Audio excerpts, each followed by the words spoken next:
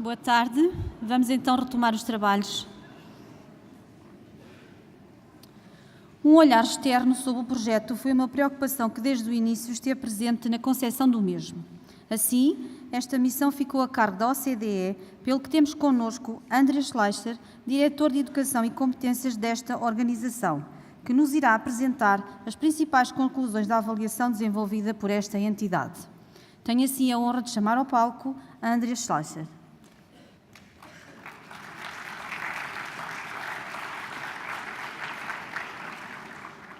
Bom dia. And first of all, my apologies for doing my presentation in English, but I think you have got the translation. And I want to say how privileged I feel to be part of this very, very important process of Portugal really moving into the 21st century with its education system, with its school system, a century where success is really about empowerment, not prescription, but empowerment, giving schools more discretion, a greater role to shape their own future, to shape their own learning environments. I want to say a few words about the bigger picture that we see, the overall strategy of change as we look at it, the questions around the design of the instructional systems, student profile that we have looked at, and also the process of curriculum implementation. I must say, when I talk about this, I talk about it in the backdrop of amazing things that we have seen in schools actually making this happen. This idea of flexibility and autonomy is no longer just an abstract vision. We could really see that lived and happening, and I think that's been really, really impressive. Couple of words on the bigger picture. Overall, we can see that the economy is recovering. I think that is very encouraging. We also see that competitiveness in Portugal's economy is actually picking up at a very impressive rate. Now you can see basically it's getting close to top performers like Germany, way above of what we see in countries like Italy and Spain. And at the same time also unemployment is falling. But there are some vulnerabilities that are remaining. We also see that improving skills is key. Now, if you look at the percentage of the population that have at least attained high school, they're still very limited. And that's a sort of important thought you should always have in the back of your mind. You can create the world's most advanced schooling system today, but there will be lots of people in Portugal that have had not the benefits of this kind of great education. They had lived in the past of a school system that was of a much lower level of participation and quality, and providing opportunities for them to pick up their skills, to advance their skills is going to be crucially important for Portugal, and not to leave those people behind. We also see that grade repetition is still too high. It's encouraging that Portugal is challenging this now, challenging schools that success is not about holding people back, but helping people advance, making sure that we see the challenges among students early on and giving them support. But when you look at this data, there's still a long way to go. The data that we have still show that there are too many children falling behind, being held back by the system rather than being encouraged to advance. When you look at this across the world, in most countries, that is no longer happening. The question is not about, we've got the wrong students, they should stay 1 year more, but what can we do in the school as teachers, as learners, basically to support students? What is tomorrow going to look like in Portugal? Couple of things that are really important. First of all, diversity in our school systems is increasing. Now, when you see the percentage of foreign-born students in 2000 and 2014, in virtually every country is increasing quite dramatically. And Portugal is still very limited. We're still at the beginning of that curve, but classrooms will be more diverse. And this is, again, a question of autonomy and flexibility, not teaching all students in the same way, but responding to the individual needs of students in a creative, in a flexible way. This brings me also to an issue that at the OECD we have put great importance to, and this is the idea of global competency, equipping young people to see the world through different lenses, to have the capacity to understand that people think differently, learn differently, work differently, to see diversity as the potential of progress, not as something that is holding us back, to understand, appreciate different perspectives, to engage in appropriate ways with others. This is a cultural imperative, it's a social imperative, it's an economic imperative. Innovation today is no longer about you having a great idea and then you doing it in your academic silo. No, it's about you being able to connect the dots across the world and thinking about where the next innovation, the next big idea is coming from. So global competence is something that we also look in our PISA context. It's very important. And what it includes is several dimensions that are really important. First of all, the knowledge of people.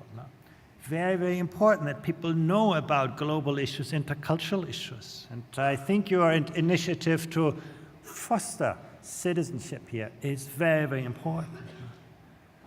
Understanding that, when you drink a cup of coffee in Lisbon, that it may have implications for other people in other parts of the world who plant the trees, who basically, those kinds of interconnections have become really important for everyone. But it doesn't end with knowledge, it's involving the skills of people, the capacity of young people to reason with information. This is the challenge of our times. In the past, literacy was about extracting information, and you could trust the information that you see it.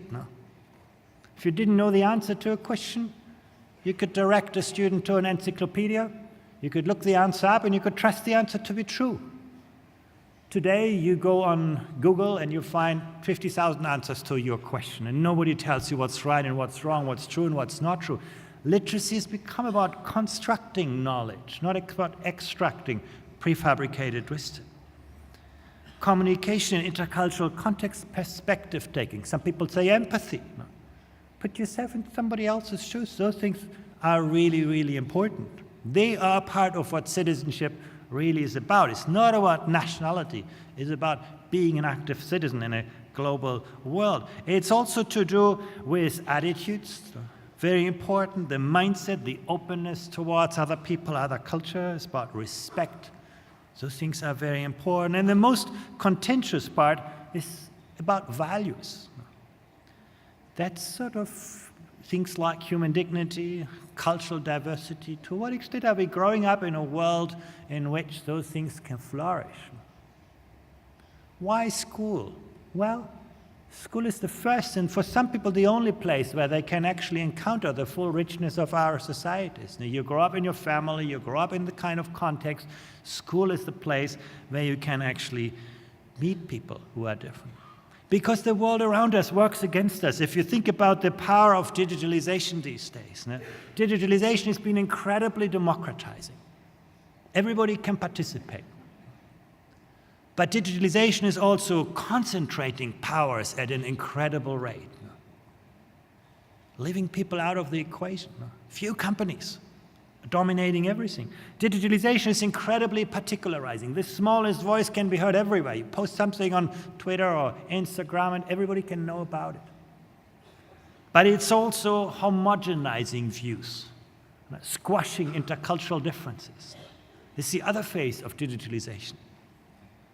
It's incredibly empowering for those who have the right skills. Today, to do something great in our societies, you don't need a lot of money, you don't need a big infrastructure, you need a big idea. It can be a great idea, it can be a bad idea, but you can change the world with an idea. That's the power of digitalization.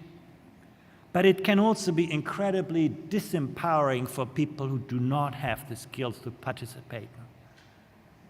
Digital technologies are polarizing our world in a way that we have never seen before.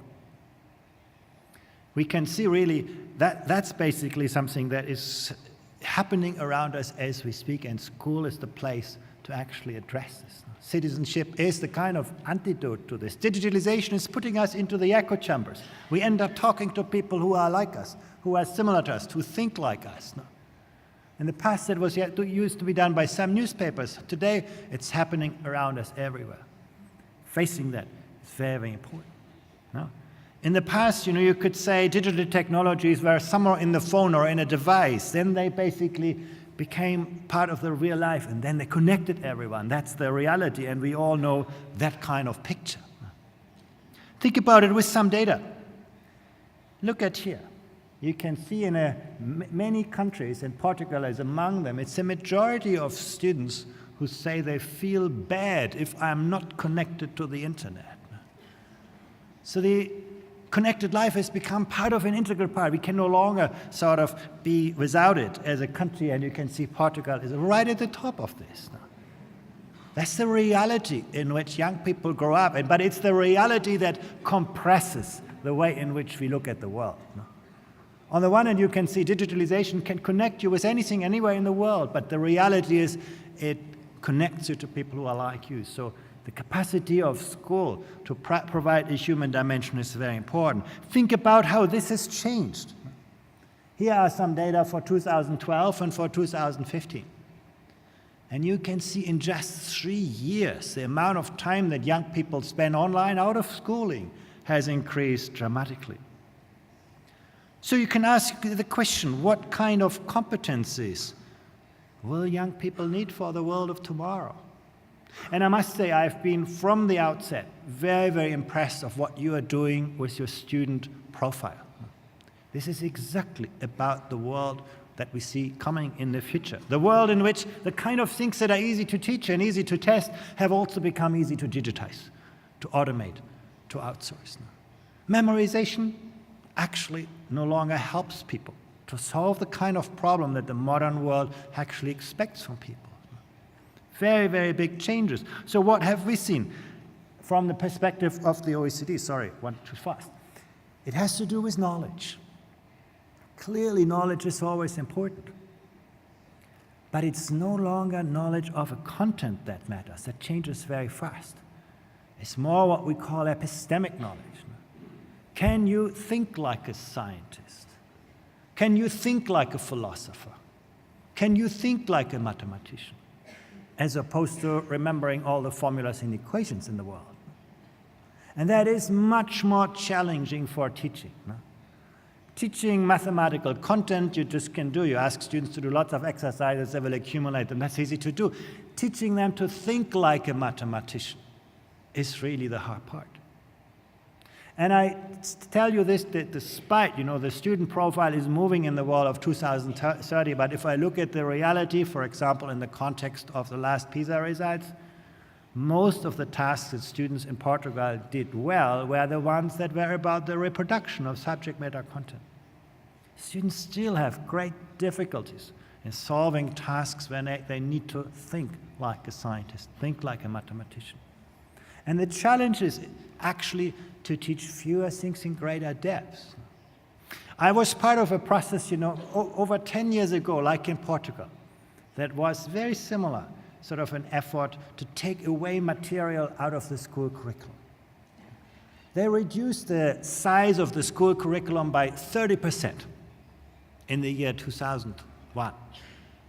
And you can imagine, there was an outcry in society, parents saying, oh, my child no longer learns all of the things that I made me so successful. So parents are very anxious.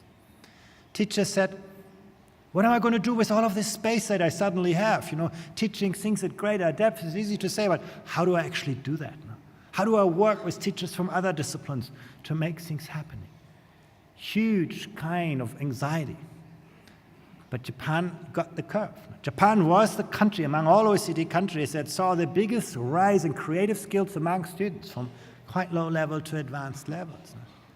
That's what can happen, but it's difficult to achieve. But that's the key today. In the knowledge society, it's epistemic understanding, not accumulation of content knowledge. On the skills side, we see a rise in the demand for social skills, the capacity of people to collaborate, compete, connect. Problems are no longer solved in isolation by people. Again, that's easy to say, really hard to do. What does it mean? And that's, I think, where your space for autonomy is so important. We talk about social skills. Everybody knows they are important. But in school, we put students behind individual desks, and then at the end of the year, give them an individual exam to solve. So everything we do works against collaboration. But that's where the future is. The future is with students who are able to work with others, to learn with others. In our last PISA assessment, we looked at collaborative problem-solving skills, and the results could be quite different from individual problem-solving skills. Again, Portugal is an example. Portuguese students did quite well in individual skills, they did not so well in the kind of collaborative problem-solving skills. So the social and emotional skills are increasingly important. That's what differentiates us from technology. One of the greatest risks in the 21st century is that we use education to create substitutes for computers. Now we try to make students almost as smart as a smartphone, and then we sort of see them losing out in a world that is dominated by artificial intelligence. How do we strengthen the human qualities that make us different, that make us that way we can use technology as an empowering tool? That's the challenge for teachers. And I know none of this is easy. All of those things are incredibly difficult. That's why, autonomy and flexibility are very demanding concepts, any form of empowerment. And I come back to attitudes and values. Very, very important. Today, the key to success is not to know a lot of things, but to have that kind of inner compass and the navigation tools to find your own way in the world. And when I compare that with the principles of the student profiles, they're actually very similar to what we see in the world as a change of direction. You can find all of the dimensions reflected in this. There are also other forms that I found really, really impressive when we looked at Portugal in detail. The national program for promoting school success, obviously. Strategy for citizenship. I call it global competency because I think the competency aspect is really, really essential here. The essential core curriculum. Having the courage to teach fewer things at greater depths. The biggest challenge for everyone. I come back to this in a moment. Investment in the early years. When I talk about social and emotional skills, often we treat them as personality traits. We think, oh, that's someone's character or someone's personality, because we believe we cannot change those things. And it's true, in later ages, these things are very difficult to change. But in the early years, we have a huge opportunity to develop this. And of course, that comes back to, your efforts to provide in-service training. Waiting for a new spaceship that brings you a new generation of teachers, you can wait for a long time. You have to basically use the teachers that are in the classrooms today and invest in those people. And other countries actually, when you look at this, it sounds very ambitious. Well, other countries do actually a lot more than this. In Singapore, every teacher has 100 hours of continued professional development every year. Professional learning communities are in every school. Basically, teachers spend a lot of their time basically engaging, working with other people, framing problems together, observing each other's classrooms. That's the reality of the classroom. Very, very important. The inclusion law. That's the biggest challenge that is ahead of all of us. Societal forces are becoming more and more centrifugal. They pull societies apart. Education is about the only thing, but if we do not get those things done early in the years of people, it becomes harder and harder. At the OECD, we always talk about, lifelong, life-wide learning. That's a great idea. But the reality is, it's true for Portugal, it's true for every country. Lifelong learning continues to amplify early skill differences, not moderate them. The people who go to lifelong learning opportunities in Portugal are often the people who need it least, the people already well educated. The people who need it most often don't want to go back to this. Or employers say, we're not going to invest in those people. So be very, very careful. If we don't lay the foundation, it's going to be very, very hard to fix. Changes in assessments. Focusing from knowing where the problems are to finding ways to change things. very, very important. Technological skills in Code 2030. Libraries, making knowledge accessible. Those are really important facets of basically a new school system. Now, our visits, we visited the pilot schools, and I want to talk a little bit about what we saw. Let me start with some strengths. The most impressive thing that we saw is actually that the debate was very much framed around the learner, the student at the center. Often educational debates are, dominated by philosophies, ideologies, ideas, and so on. But we saw actually there was a very clear theory of action. People know why they were doing what they were doing. People in the front line in the school. The student profile, broadening the outcomes and at the same time improving the depths, going into better, giving people more ownership over how they learn, when they learn, what they learn, where they learn. Openness for reflections. Learning. Students will not become lifelong learners if they do not see their teachers to become lifelong learners. Schools will not learn if they don't see that the Ministry of Education is learning as well from those experiences, and we could really see that happening. We also could see that the work is quite closely related to what Portugal established some years ago in terms of a national skills strategy. We could also see, and this is something I want to highlight more, the growing emphasis on inclusion. Again, I said it's the biggest challenges, and some people say there's nothing you can do about it. Poverty will always be destiny. But I encourage you to look at this chart, which is from our PISA assessment, where I order student performance by decile of social background. I start with the Dominican Republic. The red square are the students from the most disadvantaged home backgrounds. The green triangle are the students from the 10% wealthiest backgrounds. And you can see a huge performance gap between students from wealthy and poor backgrounds.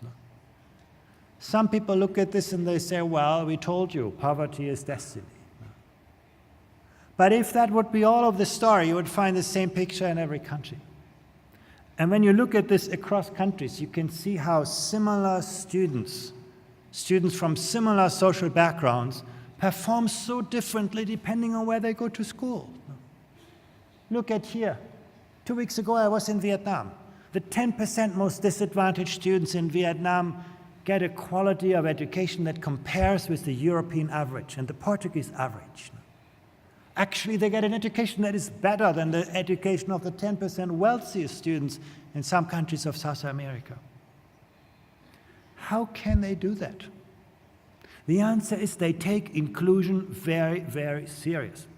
They do everything to attract the most talented teachers to the most challenging classrooms. They do everything to get the most experienced school leaders into the most difficult schools. They pair high and low performing school. If you're a high performing school, you get a little bit more resources, but not to use in your own school. You use those resources to help a low-performing school advance. They build a network of schools, a powerful system that takes inclusion serious. There's no child left behind. These things are possible. What have we seen as the challenges of the reform? Well, first of all, the articulation with assessment is always challenging. Teachers will tell you, well, I really like the student profile. That's how I want to teach. But the next day, my students are going to do a university entrance exam or a school exit exam, and that tells me the opposite. Then where should I position myself? And that tension is real. What is the answer?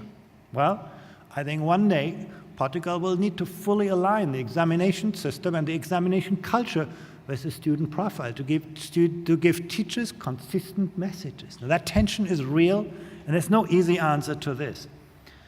We also found the misunderstanding that greater flexibility in the curriculum somehow needs to lowering learning standards. And actually, this is a surprise. The only country where I found this is actually Portugal. Most countries would think, well, if I teach fewer things in a more demanding, flexible way, actually, I put much greater challenges to students now. In Portugal, there seems to be a perception, well, if schools can decide more, if schools then somehow the quality must decline. I found that really not intuitive. No? Basically, believing that a government that teaches every student in the country in exactly the same way today and tomorrow will do a better job in capitalizing on the potential of learners than schools who have the responsibility to actually cater for the different learning needs of every student. Because autonomy is not about, I do what I like to do. Autonomy is, I do what I know is right to do for this student in this classroom today and tomorrow. This is a much more demanding environment, but one that will actually raise learning outcomes. And that's what you can see anywhere around the world. So that's the misunderstanding. The other dimensions we have seen in other countries too. The tension between a curriculum and the exam. Many countries struggle with this now. We often sacrifice validity gains for efficiency gains in education. That's a pity, but that's happening. The conflict with the dominant model of high centralization, very important.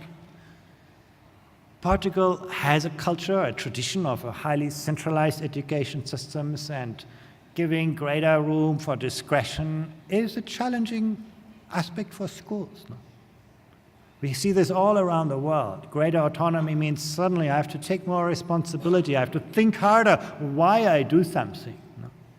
Those things are natural. A culture clash, and also how is this going to spread and scale? Actually, personally, I'm not really worried about this. I am very confident that every school will want to be like the schools that we saw in this pilot. I'm pretty sure of this. Now, this is something, once you give people room for entrepreneurship, room for creativity, your students don't want to go back. They're the first to say, why should I go back to an old system? They are the promoters of this. The teachers. Suddenly they see I'm recognized as a true professional. I'm not a factory worker who just, conveys prefabricated wisdom. I'm actually, a designer of innovative learning environments. Great. I am pretty confident that schools are going to pick this up, but I think that's going to be putting the good ideas to scale. The challenge is in building capacity for this, ensuring that there's a capacity. So what's our advice on this? It's really important to collect good knowledge about the impact of the pilots, to really understand, the way in which the ideas have been absorbed. It's going to be very important to build capacity for this. The pilot schools are easy because they probably volunteered to become pilot schools because they did have great capacity. The schools that struggle, you need to do more to give them, to enable them. I think it's going to be very important to have a debate on the entrance exams to university. That's, in my view, the biggest bottleneck that holds the system back to really have the student profile flourishing. Parents will always pay attention to the university exam. That's clear. So base is something to deal with. And also always deal with unexpected and expected consequences of this. So these are some recommendations. Now, what can we say about curriculum design? Let me say a few words about this. The biggest challenge everywhere in the world is curriculum overload. Knowledge is basically increasing exponentially every day. And it's filled with so many different facets. Every day there comes something new. And the temptation for us is, every day we teach something new. Today it's, digital literacy. Tomorrow it's environmental literacy. Then comes financial literacy. Every day we have packed something on top of the system because nobody had the courage to take something away. So everything was added. And those facets of knowledge are always linked to people. Knowledge never exists in isolation. We learn always through people, with people. And the curriculum, the world of schooling is such a tiny box compared with this. And our inclination is, because all the social pressures are there, is to put everything into this little box. And when you start to do that, this is what happens. The rich facets of our world become very shallow shadows of themselves. Science, I'm a scientist. This is an amazing subject. You experiment, you try out things, you observe things, you learn things, you understand how the world works. Science in school is for many young people a boring school subject where formulas are written on a board and so on. And this is happening to many school subjects. When we see young people dropping out of school, it's not because they can't afford to be in school.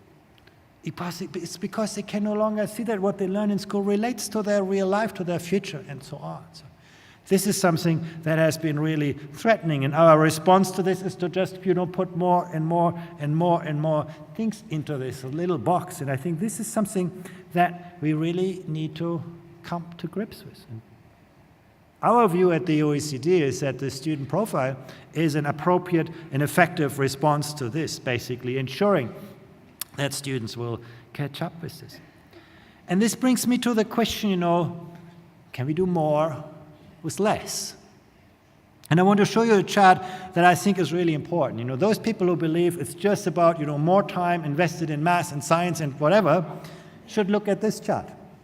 On the vertical axis, you see the PISA learning outcomes.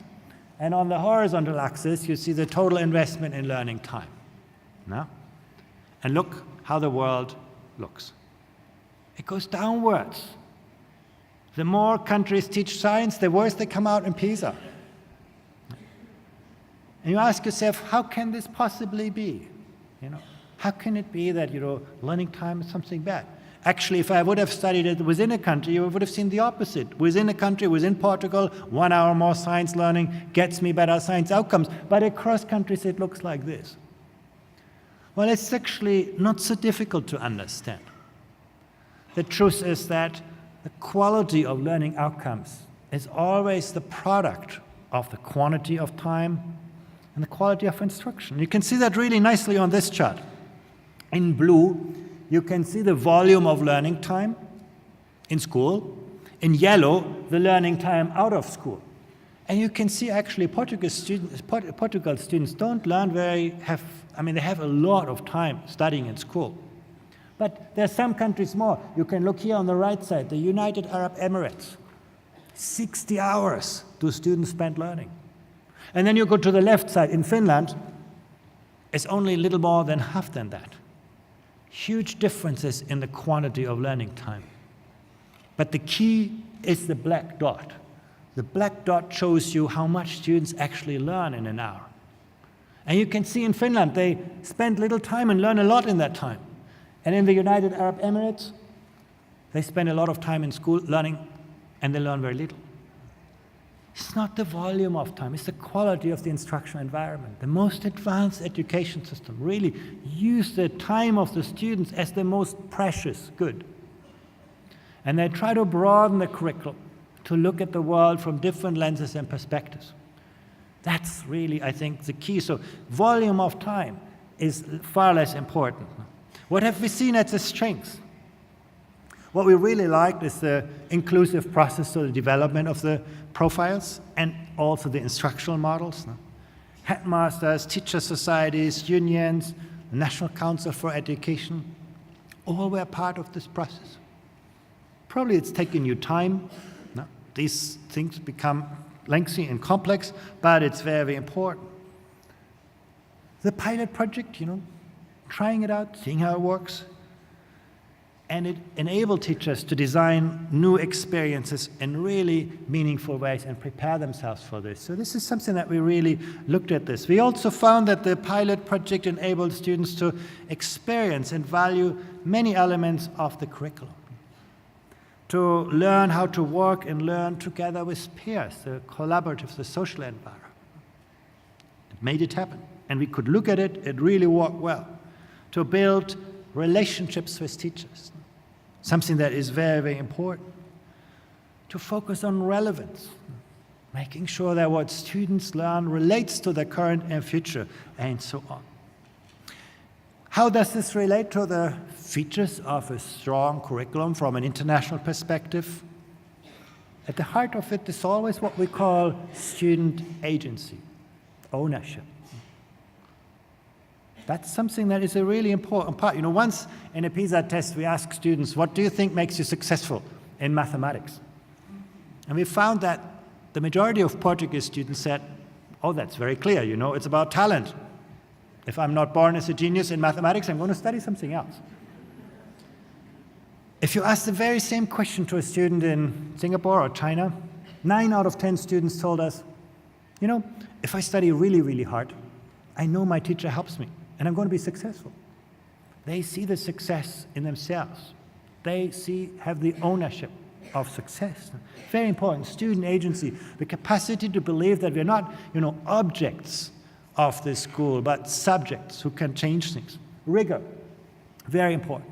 This is about cognitive demand, making sure that the learning experiences are really challenging to students every day and at the same time inclusive. Focus. Teaching, focusing on conceptual understanding as opposed to the accumulation of subject matter content. And again, I have said it already once, I say it twice because in my view that's the biggest challenge for Portugal.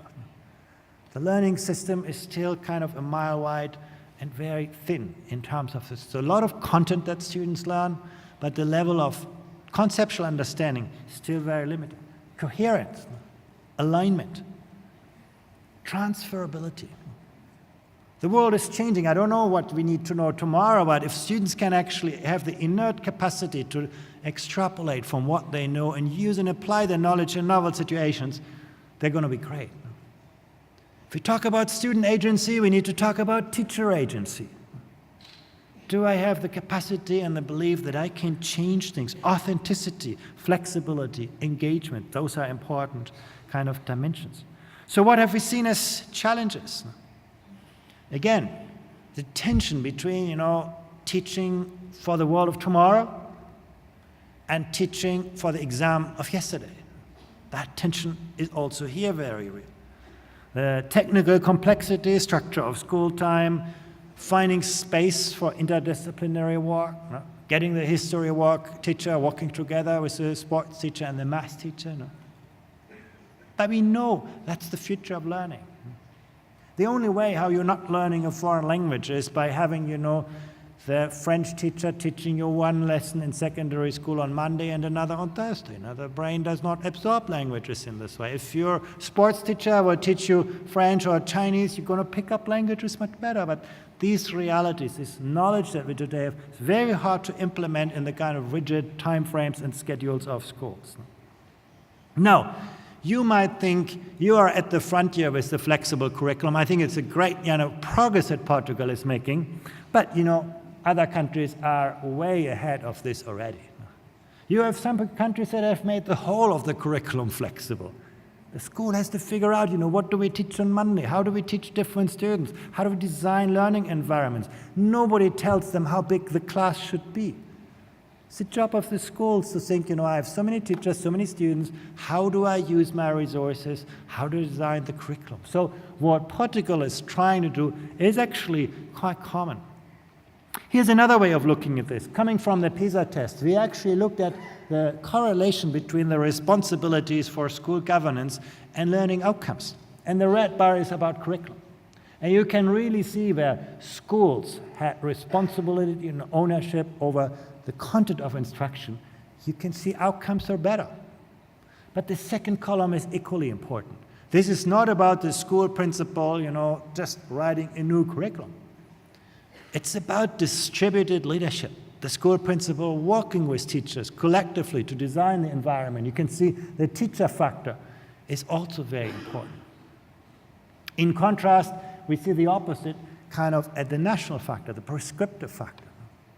I should say, by the way, in explaining this chart, this is a zero kind of sum calculation. It's not that we can say, so whatever happens at the national level is negative. It's basically just saying that the impact at the school and teacher level is so much more important. This is the ownership dimension, creating space, creating this. So what are our recommendations? What's our advice? It's important to listen carefully to teachers as they implement it. It's going to be important to identify schools that can set great examples for others.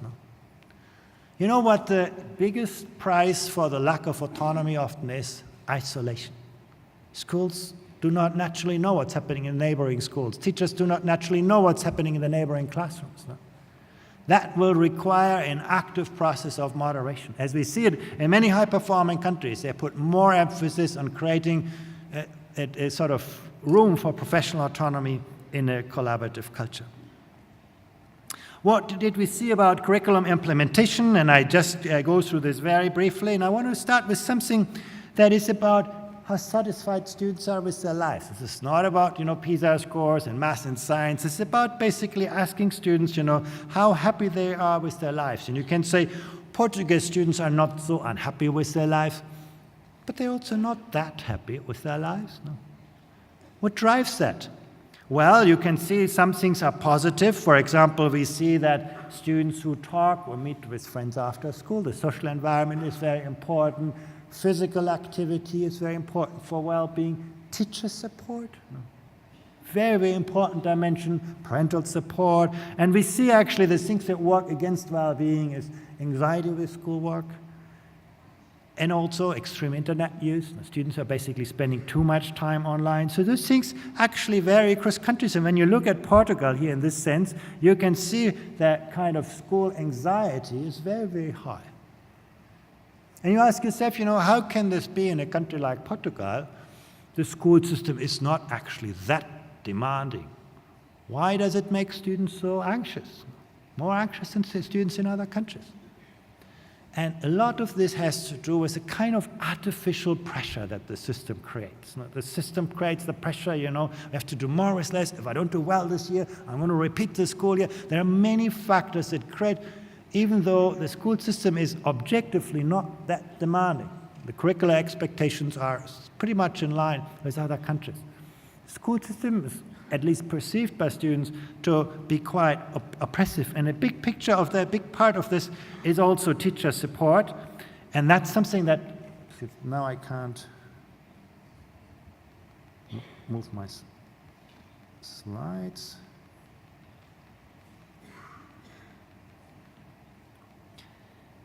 We can see that also, if you look at the share of students that perceive to be, be anxious about this. It's not just, the interesting part is, it's not just the kind of low-performing school students, the students who are struggling. It's also many high-performing students who actually feel that, have that perception of anxiety. And to work on this really has to do with teacher support. We can see really where students perceive that their teacher graded them harder, unfairness from teachers, and also teachers not appreciating students' knowledge and understanding.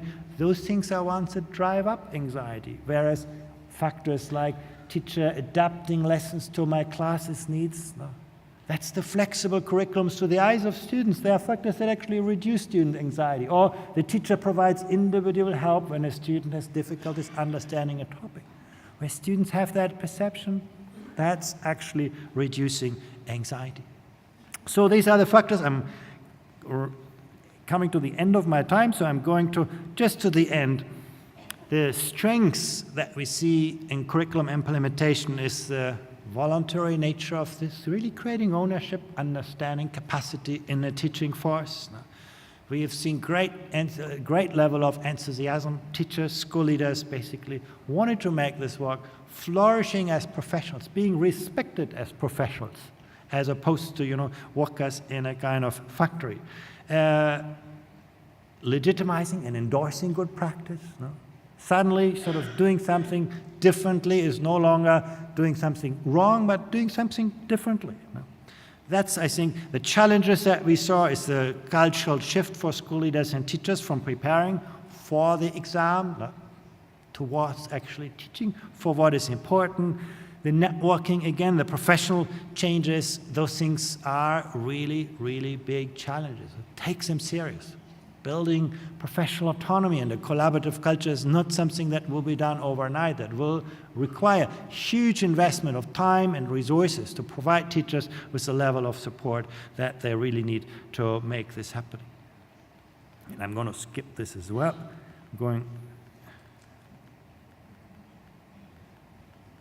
This is just sort of the data supporting what I've just been seeing. So concluding with recommendations really is what is important when it comes to curriculum implementation on our path is about continuity. Basically bringing people along on this trajectory, making sure that people become sort of owners of their processes. School leadership. If you drop a great teacher in a poor school, the school will win every time. It's really about leadership capacity that can sort of get teachers along, build the kind of focus on, it's about instructional leadership, as we call it at the OECD. Leveraging the pilot project, as an engine for change, creating a new path to the teaching profession, That's still sort of very much an idea. In our view, it's something that really needs to become an important part of the reality that teachers can actually develop in a more differentiated way. Collect exemplars, of great examples. Those are the kind of things that can still be done. But let me say that overall, we have been deeply impressed. I must say this is something where we can see Portugal really advancing from a culture of compliance, standardization, all of those aspects of the past, the kind of industrial organization of schooling, to a culture of ingenuity, where we see really schools and teachers becoming sort of the engineers of tomorrow's education, and where we can really see students being educated for their future. My congratulations again. Thank you very much. Obrigado.